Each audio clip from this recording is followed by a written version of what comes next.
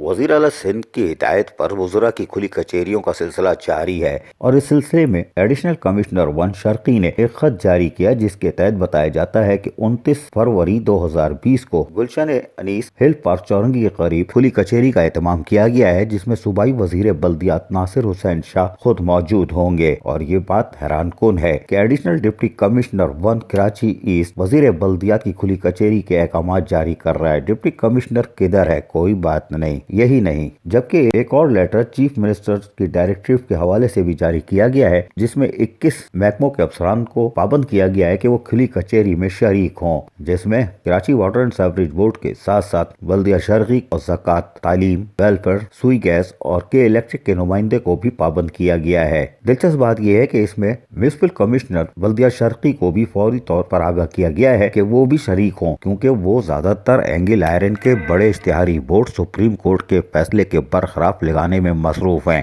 لہٰذا ان کو تاکید کی گئی ہے کہ بورڈ عملے سے لگوائیں، آپ خود ضرور آئیے گا۔ یہ ایک دلچسپ ڈائریکٹیو تھی وزیر اعلیٰ سندھ کی، لیکن وزیر بلدیات سید ناصر حسین شاہ ضرور کھلی کچہری لگائے اور ایڈیشنل ڈپٹی کمشنر شرقی نے جو لیٹر جاری کیا ہے اس میں واضح کر دینا چاہیے تھا کہ ضلع وسطی میں ہونے والی عبدالباری پتافی صوبائی وزیر اور نواب وسان ساتھ جو سلوک کھلی کچہری میں ہوا ہے اس کے بعد صوبائی وزراء ہیلمٹ پہن کر آئے۔ کراچی کے نوجوانوں کو تو ہیلمٹ پہناتے ہیں، رانگ سائڈ پہ جیل بھیج دیا جاتا ہے، FIR کٹ جاتی ہے، لیکن صوبائی وزراء کا تو احترام کریں، ان کا تقدس پامال نہ کریں۔ اور کسی قسم کی بدنظمی سے بچنے کے لیے صوبائی وزراء کے لیے ایڈیشنل ڈپٹی کمشنر ہیلمٹ کے استعمال کا بھی آرڈر جاری کرے تاکہ کراچی والوں کو کسی قسم کے امتیازی سلوک کا بھی گمان نہ رہے۔ عزیز عارف، KBS بلدیاتی نیوز، کراچی۔